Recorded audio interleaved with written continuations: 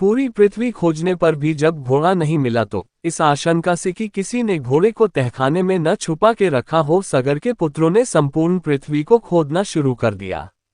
उनके इस कार्य से असंख्य भूमिताल निवासी प्राणी मारे गए। खोदते खोदते वे पाताल तक जा पहुंचे। उनके इस नृशंस कृत्य के बारे में देवताओं ने ब्रह्मा जी को बताया तो ब्रह्मा जी ने कहा कि ये राजकुमार क्रोध और मद में ऐसा कर रहे हैं।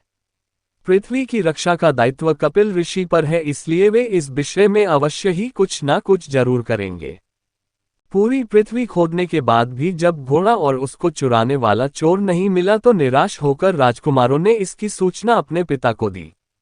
क्रोधित सगर ने आदेश दिया कि घोड़े को पाताल में जाकर ढूंढो। पाताल में घोड़े को खोजते खोजते वे सनातन वसुदेव कपिल के आश्रम में पहुंच गए। उन्होंने देखा कि कपिल मुनि तपस्या में लीन है और उन्हीं के पास यज्ञ का वह घोड़ा बंधा हुआ है। उन्होंने कपिल मुनि को घोड़े का चोर समझकर उनके लिए अनेक दुर्वचन कहे और उन्हें मारने के लिए दौड़े। सगर पुत्रों के इस कृत्य से कपिल मुनि की समाधि भंग हो गई। उन्होंने कुपित होकर सगर के सभी पुत्रों को भस्म कर दिया।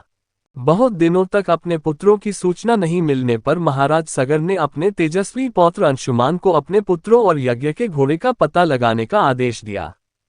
अंशुमान सशस्त्र सेनाओं के साथ अपने चाचाओं के द्वारा बनाए गए मार्ग से पाताल की ओर चल पड़ा।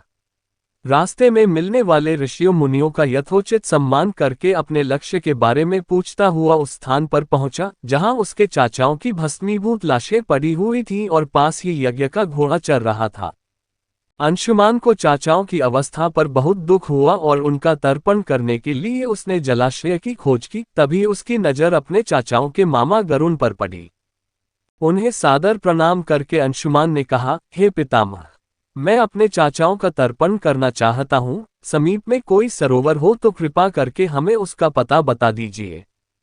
फिर गरुण जी ने अंशुमान को बताया कि किस तरह इंद्र ने घोड़े को चुरा कर कपिल मुनि के पास छोड़ दिया था और उसके चाचाओं ने कपिल मुनि के साथ किस तरह उदंड व्यवहार किया था, जिसके कारण कपिल मुनि ने सबको भस्म कर दिया था।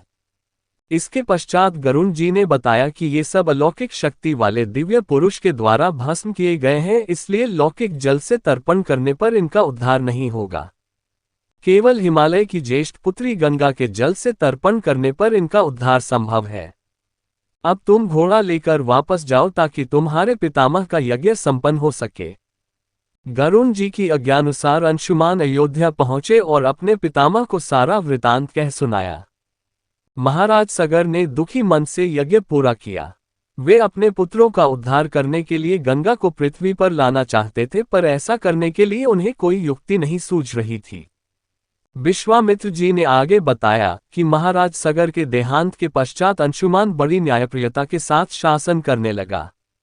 अंशुमान के परम प्रतापी पुत्र दिलीप हुए। दिलीप के वयस्क हो जाने पर अंशुमान दिलीप को राज्य का भार सौंपकर हिमालय की कंदराओं में जाकर गंगा को प्रसन्न करने के लिए तपस्या करने लगे, परंतु उन्हें सफलता नहीं मिली और वे स्वर्ग सिधार गए।